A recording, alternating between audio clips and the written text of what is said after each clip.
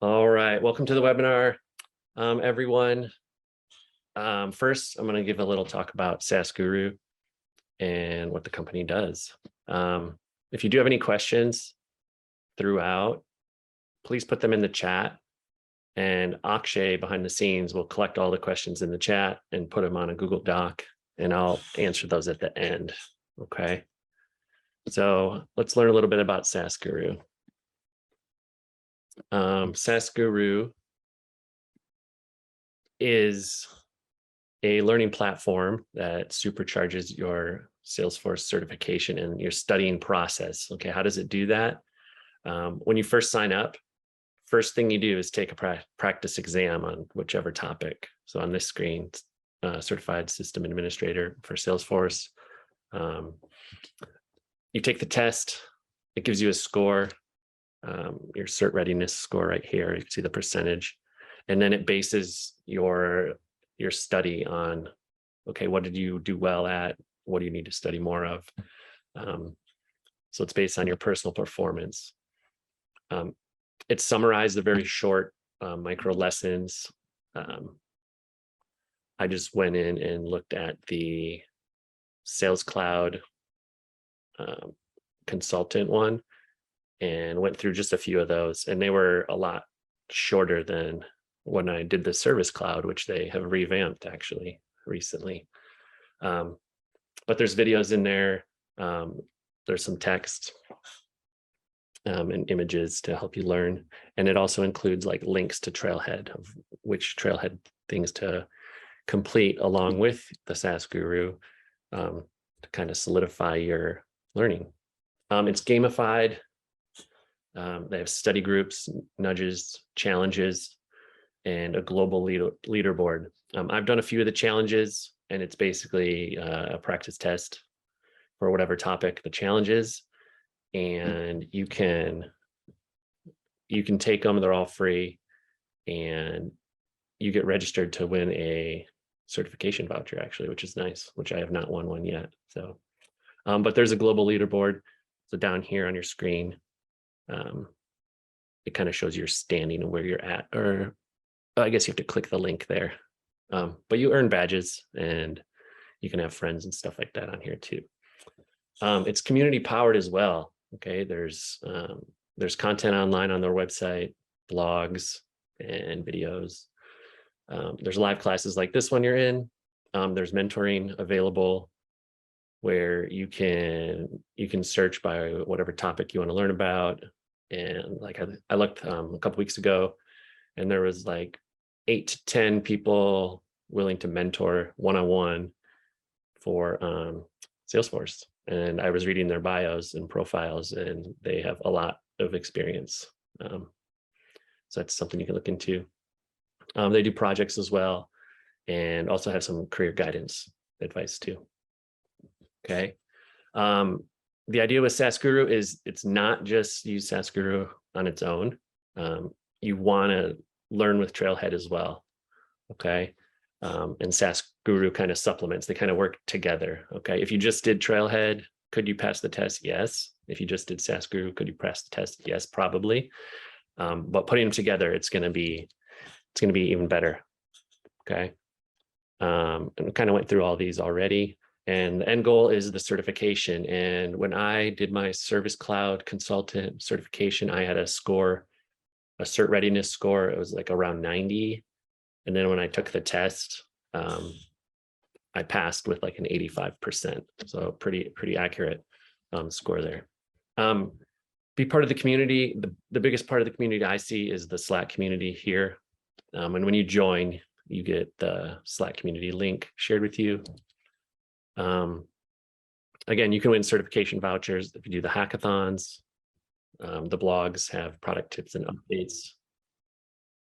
Live classes and webinars like you are joining now, and then 24/7 live help from gurus. And I'm actually going to show you the Slack. So I'm in Slack here. Let's see. And if you look up here, there's 7,719 people in the group. Okay, and they have all these different channels here. So huge community already. People post in here asking for help all the time. And the gurus are here. Someone around the world is available 24/7 to help with any questions. So that's very unique. And I'm on there and I help out with questions as well. So, all right, today we are going to learn about Salesforce Organization Security. If you were here a couple weeks ago, we focused on the security model, which is slightly different than the topic today. A little bit about me. I was a teacher for 12 years. I taught physical education and health. I mostly taught elementary school, so age 5 through 12-ish. And then I did some middle school and some high school in there as well. I didn't learn about Salesforce until March 2019. It took me over a year to get certified. It took me another year to find a job in Salesforce, but I wanted to keep teaching for another year. And then, sorry about that. So I'm in my first role for just about 14 months now. And since then, I've taken 4 more certifications and passed them all from October through June. I'm sitting for another one tomorrow. So good luck to me. And I saw someone else is taking an exam tomorrow as well. So good luck to them as well. All right. So this is our agenda for the day. Yeah. So organization security cover today. Organization and data access overview, login hours, IP restrictions, session settings, password policies, Salesforce auditing, SSO, and MFA. It's a lot of stuff. We're mostly going to talk about it, and I'll show you where to do it in a demo org. But we can't like go super in depth. I turned on SSO at our org, and that took a long time to do. So can't like demonstrate the entire thing. There is some product showcase slides where we have a little demo or a scenario presented with us, and you guys will answer in the chat what you think we have to set up for that demo, and then I'll show it to you guys. At the very end, we'll wrap up with some Q&As, next steps, and a discount code if you're going to sign up for saasguru, or even if you're going to add more, if you already are signed up, if you want to add another one, another study guide, you can use that discount code as well. All right. So this kind of touches on some of the stuff we talked about a couple weeks ago, more down here. And today we're going to focus a lot more higher level type of stuff. The organization level security is the highest. It's like, can the person even log into Salesforce? Okay. And I'll use my examples at my work of how we have it set up. And it can be different at every organization, obviously. So it's pretty flexible. It includes the list of authorized users, where people can log in, single sign-on, MFA, which is a requirement now. You can use Salesforce without MFA, but from my understanding is that prevents you from like going at Salesforce saying, hey, people came in, took our data, whatever. And if you don't have MFA turned on, like you can't get their help or whatever. Defining IP ranges for logins, stuff like that. Object level security, we went over this a couple weeks ago. It's basically what objects can you see? Are you allowed to see accounts, contacts, cases, all the different objects that are in there? And at what level are you allowed to just read it? Can you create new ones? Can you edit ones? Can you delete them? So every profile permission set, you can kind of set those different levels of access. At the record level, okay, I can see some accounts that I own, but maybe I can't see the other accounts someone else owns. Is it public? Everyone can see everyone's accounts. Okay. Different settings you can do there. I don't think we're touching base on this today, so we did it the other week, but those are ways you can show or hide individual records. Field level, okay, you can open up the record. Now the individual fields, are you allowed to see it? Are you allowed to edit it? Okay, maybe it's, yeah, like I said, hidden already. Okay. All right. So the big three at the org-wide level, login hours. At my company, we have people all over the world. So our login hours are not even set up. Okay, I can log in the middle of the night. So can someone else across the world. We don't restrict this at all. But some companies, maybe you want to limit people. They can only log in between 8 in the morning and 5 p.m. Okay. Maybe on weekends, you don't want anybody logging in. Okay, you can set those up. Each day you put like a set of hours, a start time and like an end time. Okay. IP restrictions. The way I look at this is if you have an office building and all your computers are in the office building and there's that whole range of IP addresses for all the computers at your office, you can just set a full range of IP addresses. Or if you have individual laptops, spread out around the world, you can allow those individual addresses as well. So it's like a list, basically. You can put them in individually, or you can do ranges. And those are set on the profile level. So let's say I only want salespeople logging in from the office. I can restrict where they can log in from the office computer IP addresses. Okay, if they try to log in at their home computer, they're not going to be able to do that. Okay, and that's based on the profile level. Session settings. Okay, let's say you log into Salesforce, you walk away from your desk for 30 minutes. When you go back and you try to edit something or refresh the page, does it force you to log in again? Okay, you can set that at the org level, okay, or the profile level. At our work, usually throughout the day, I think it's set for like 2 hours. So then overnight, every morning when I get back on Salesforce, I have to log back in, essentially.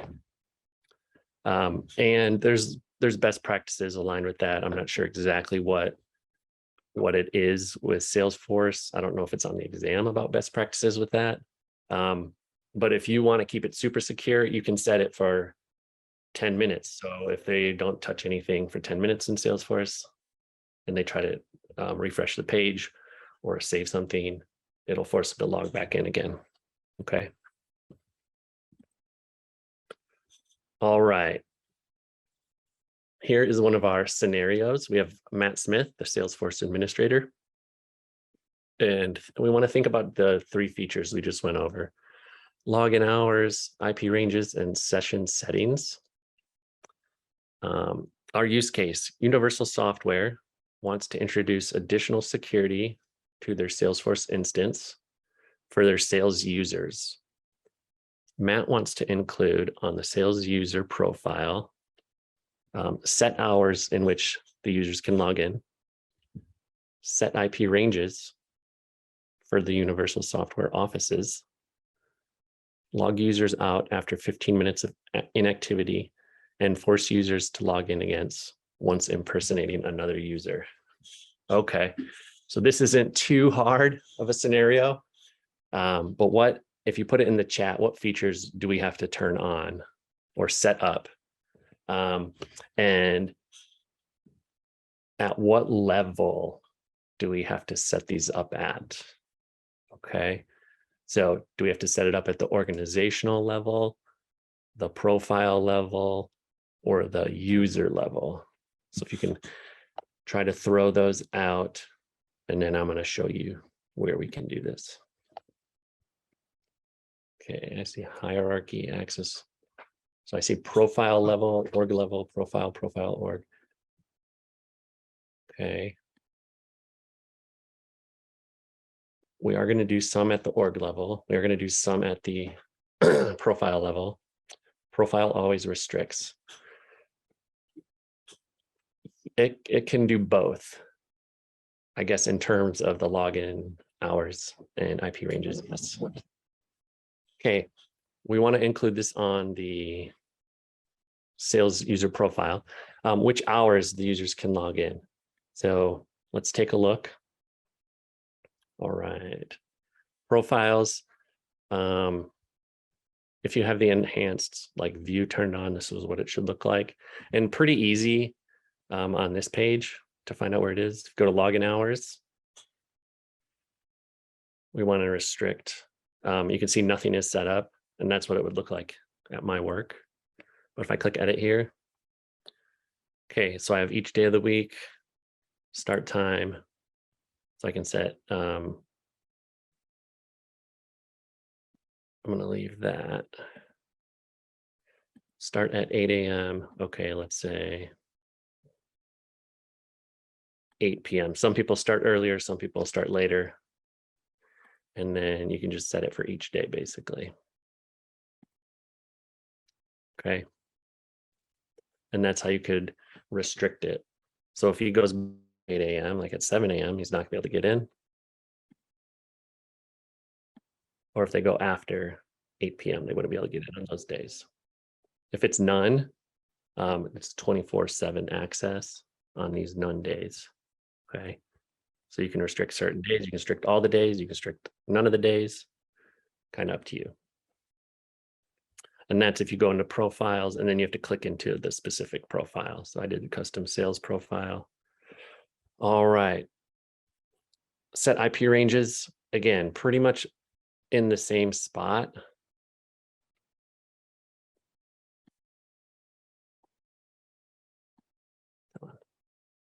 Okay. Login IP ranges here. And then I can do add IP ranges. I don't know what the format is for IP ranges. It's something like,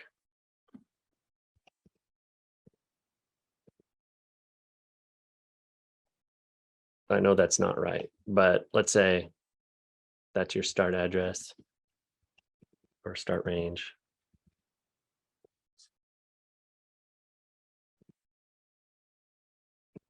So if I had a range of addresses that went from 01 to 99, and I can say these are for the office, I can set that. I know that's, yeah, so they're totally wrong format. But that's essentially what you can do. If you just needed one, you can just put that one in there and add it individually, which would take a long time if you had to do a whole bunch of different ones. Okay, so that's where that's found.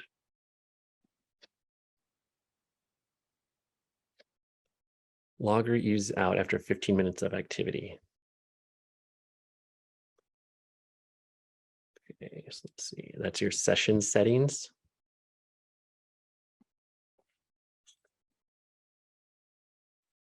And again, here, so it starts at 2 hours of inactivity, which seems pretty long.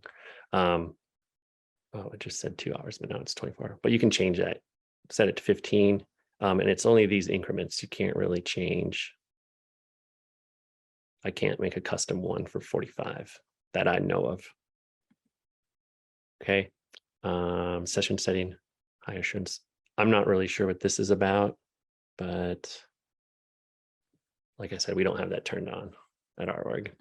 But yeah, I believe ours is 2 hours at our work, but you can change that here. It's at the profile level. So if I want sales to have it different than the service team, different than the CEO,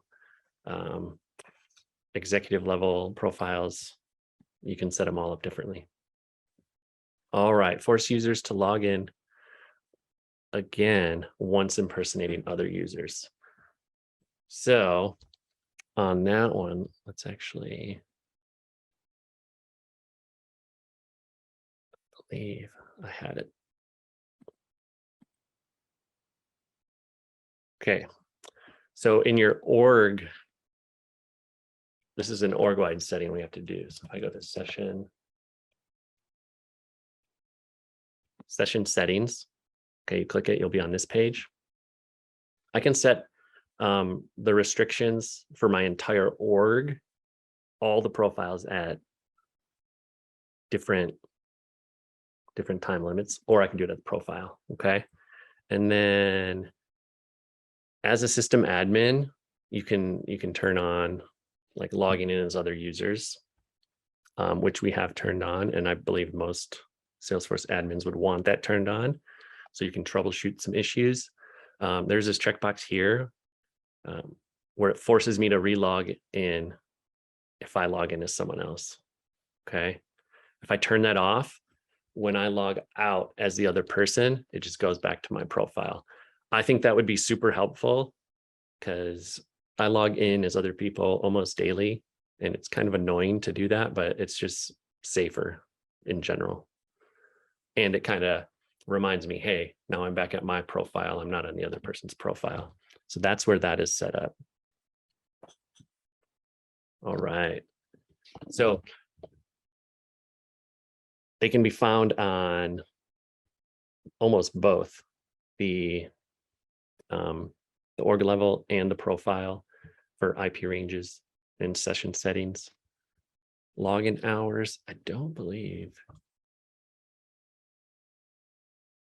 you can do login hours. Let's see. Okay, so here's the setting for an administrator can log in as any user. I think this is disabled like on dev orgs, so you have to turn it on yourself. Okay, moving on. All right, so this is kind of like the workflow of when someone tries to log in, okay?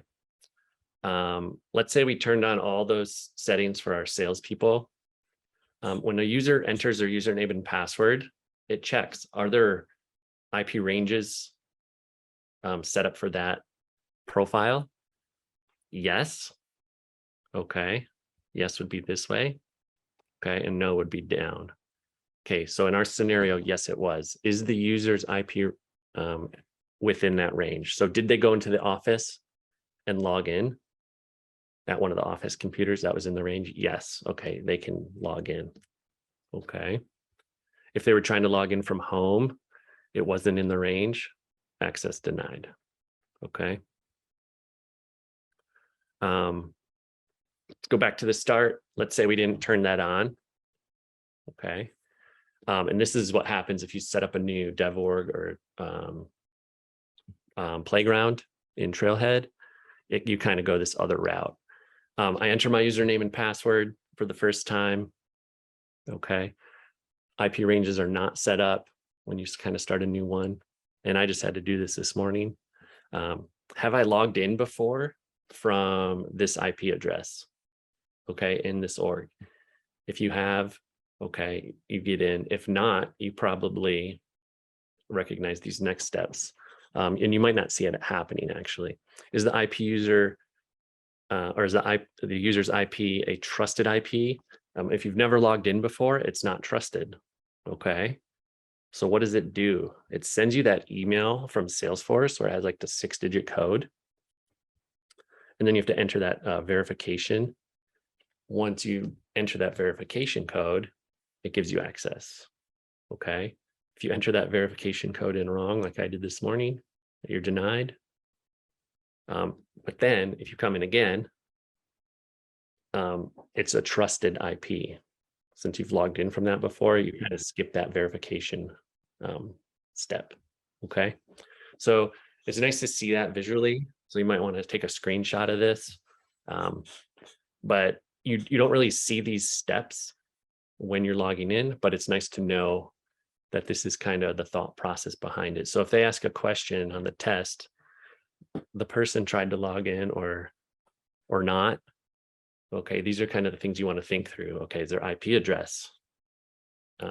Is it in the range? And based on the question they asked, they might give you some of that information, but you want to kind of think through these steps. All right. Another topic, auditing. This gives you information regarding utilization of the system, and you can use it to identify security problems or just changes that have happened. Okay, some things you can see in the system, and they're located in different places. Record modification. If you think about every single record page that you go onto, you can see these fields. Every time it's created or updated, it tells you created by, updated by, right? So here, this is just an account down at the bottom, created by me last January, modified by me today, because I just updated a field. Okay, if someone else comes in and modifies it, it'll show me that, their name here, okay? Login history shows the number of failed or successful login attempts. And I probably use this once a week, maybe a couple times a month, if someone's having issues logging in to Salesforce. Okay, and I can show you that real quick.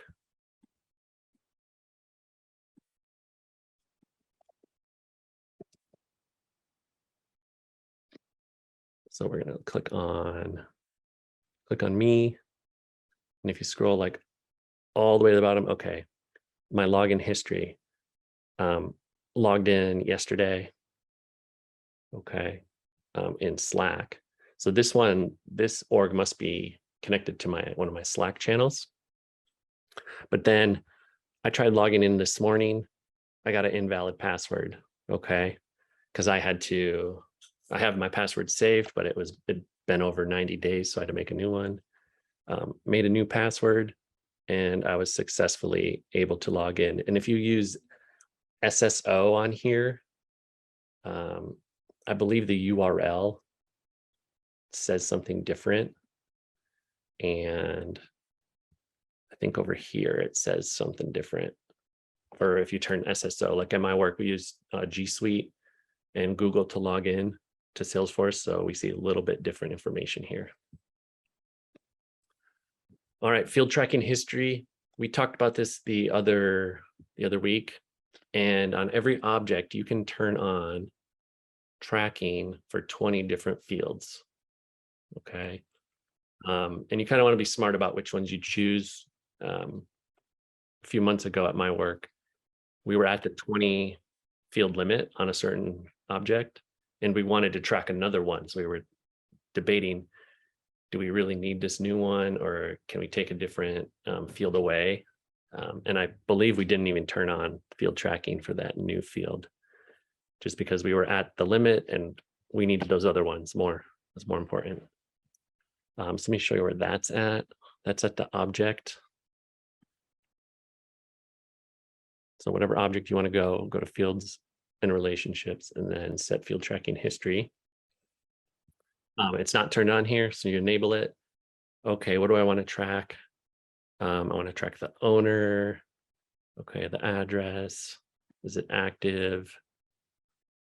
Okay, ownership changes and their rating. So I can do up to 20. Okay, and when I hit that limit, boom, you're kind of out of luck. And then let me turn that on, and then I can show you where that's found. So on accounts, what that should do, let's see if it does it automatically. It adds a related list is what it should do, or I might have to set that up separately.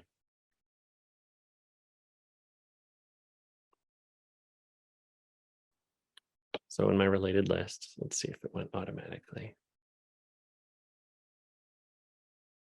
Nope.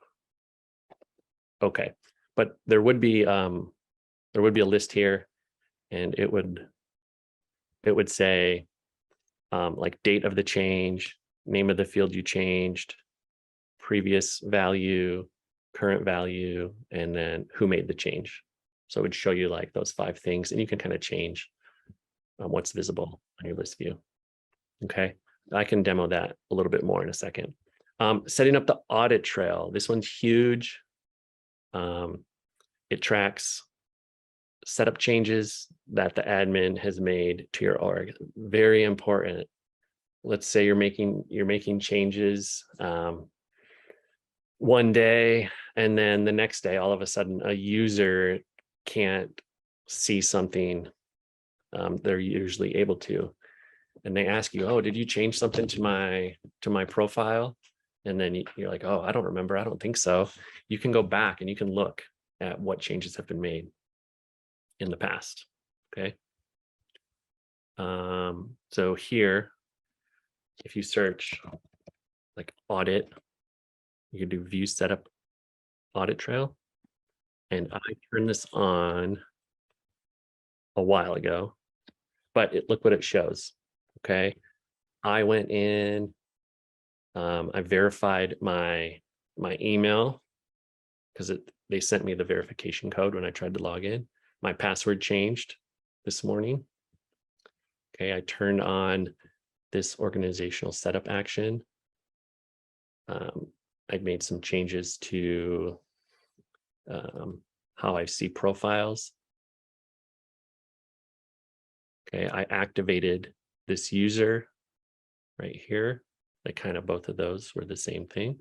And then I logged in as this user. So I can see if me as an admin logged in as someone else, or if you have multiple people with admin access who can see. It's not going to show you like field level changes necessarily, but it can show you the setup kind of things you might have changed. All right, and we'll see a little bit more about those later. Let's talk about password protection now. These are things I'm learning a lot about with the Marketing Cloud policies about passwords, and Salesforce itself is not really much different. Everyone has a unique username, and if you've set up dev orgs before, those have to be different, and a password which must be entered during login. But you can change different settings to make it more secure or less secure. Your password policies, okay, they include the login ranges like we've already talked about. Password length, I believe the standard is like 8 characters, and you can change that. Do you want it to be alphanumeric, include a special character, kind of things like that? And then password history, how many do you want to remember? Can they reuse the same password after 3 new passwords, after 8? You can set at the org level or profile level. Okay. So let's take a look at that. Password policies, pretty easy to find. Password expiration.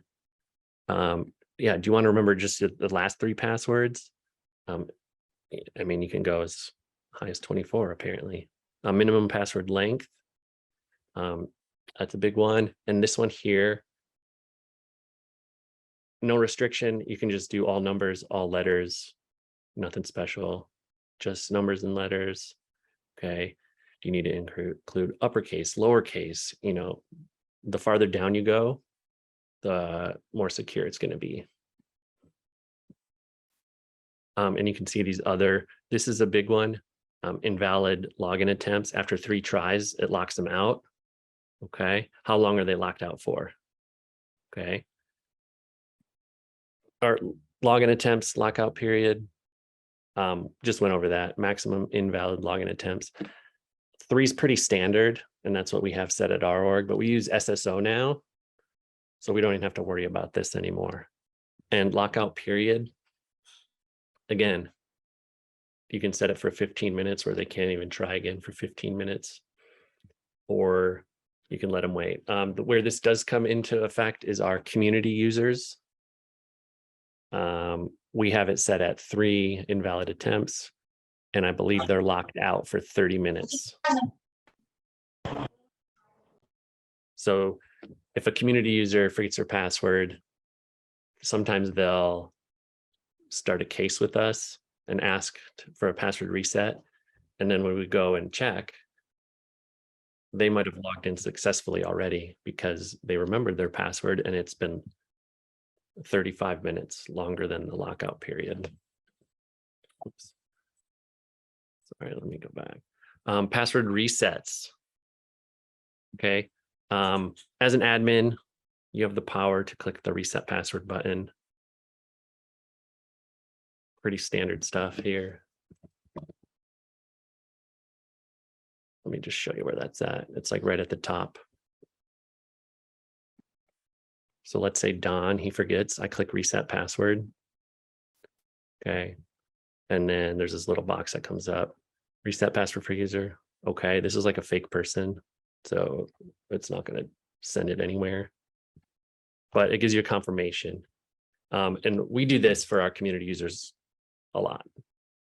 That's where we use it most. Our internal users, we don't have to do it because we use SSO. So that's one of the good things if you use SSO as well. All right, user authentication.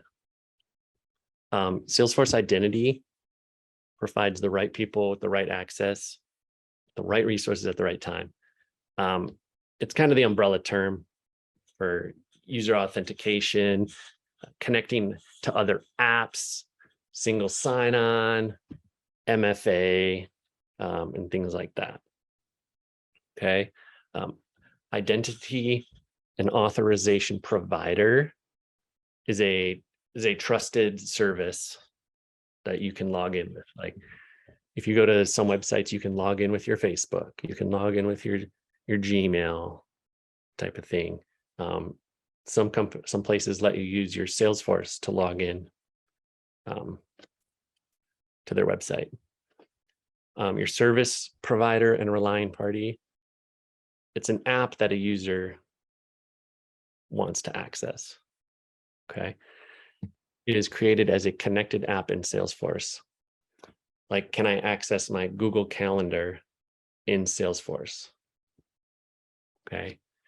We don't use Google Calendar. We have a ton of different apps set up this way, but Google Calendar is not with it. We kind of go backwards.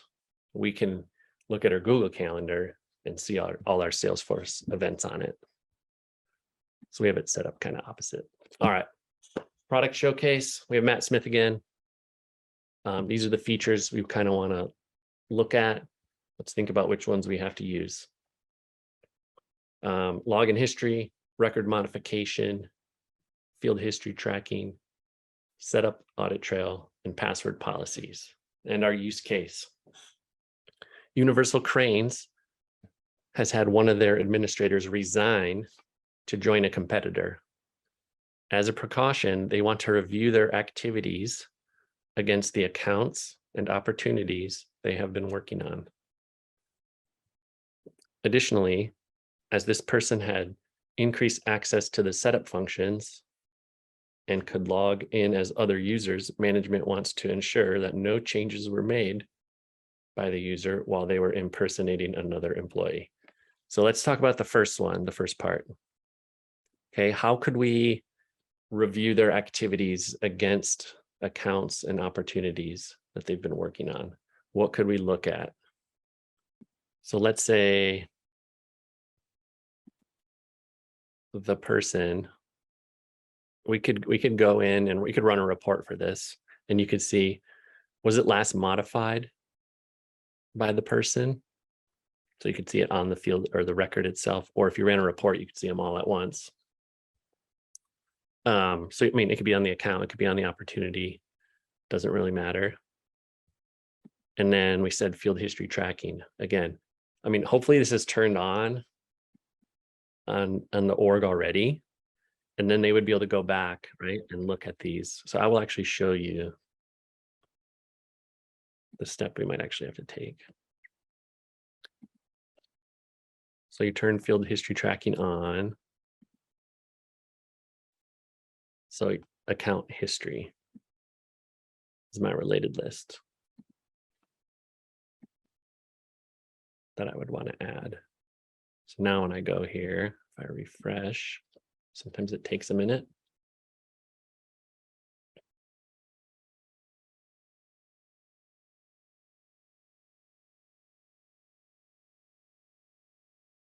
Account history. Okay, I just turned it on, so there's nothing there. But as I don't remember, what did I change?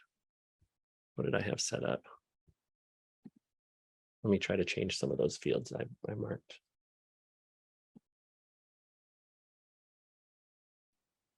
And change the owner, active billing address. Okay. So if I change the owner,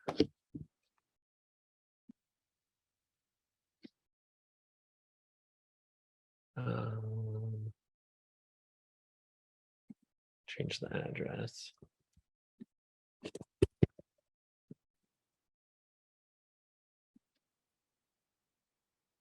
So as I make those changes, it's tracked here. The date and time, the field, which person did it, and then the original value and value. So it's good to see that. And we use that a lot, like did the record type change? That kind of stuff sets off a lot of automation in our org. So if we can see when something like that happens, well, why did it automatically create a task or whatever you have set up? Okay, but that's really, really helpful. I highly recommend turning that on, because and you can run reports on this as well. So we could run a report on the admin who quit on account history based on user's name equals that person. Okay. All right. The second part, as they had increased access to setup functions and could log in as other users, we want to see that no changes were made by this user while they impersonated another employee. So where would we go for that? Looks like you guys typed it in already. Okay. Setup audit trail. Yes, that is where you would go. And I kind of showed that already.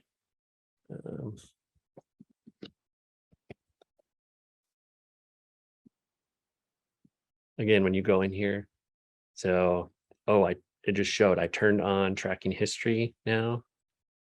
Okay. And then what they would look for is if Don's the person who quit, Don logged in as somebody else, or I logged in as someone else. Did they make any changes during that time in between when they logged in as that person? Okay. Yeah, good job. All right. Salesforce identity examples.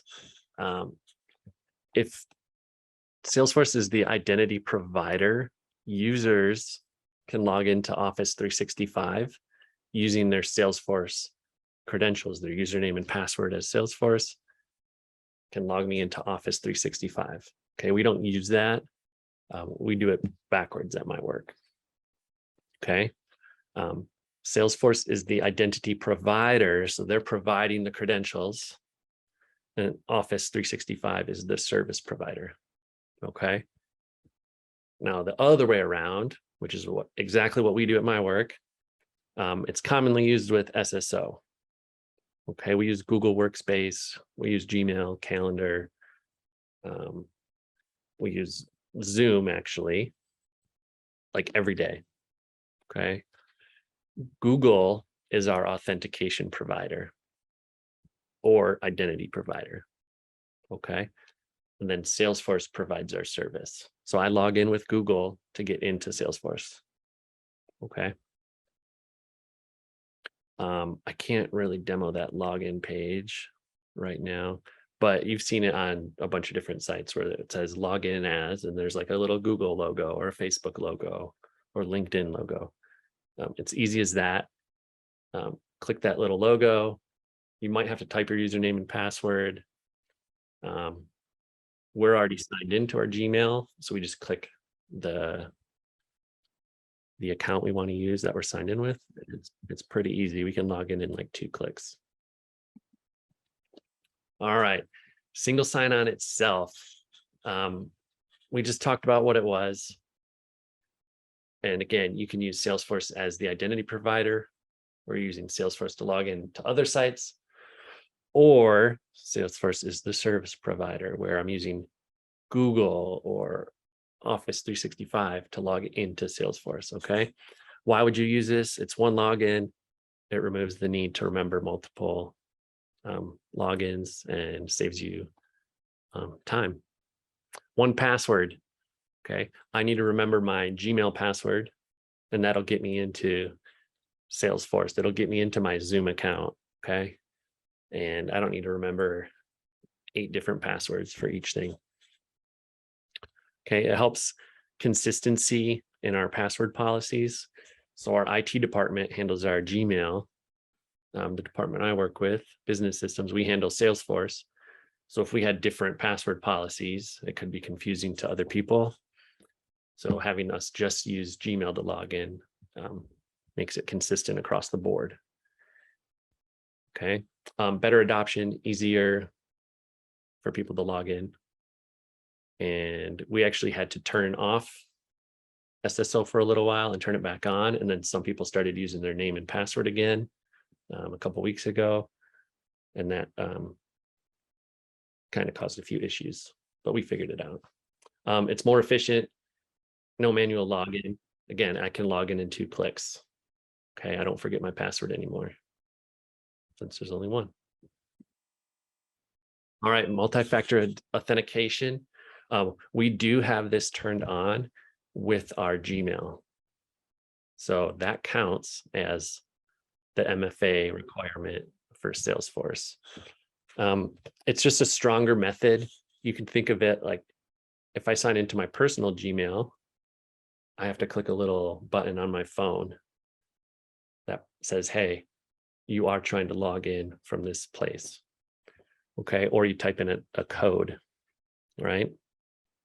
The first factor in MFA is something you know, which is your username and password in most instances. The second factor, okay, it could be me clicking the button on my phone, or sometimes they're little like dongles you have to plug into USB.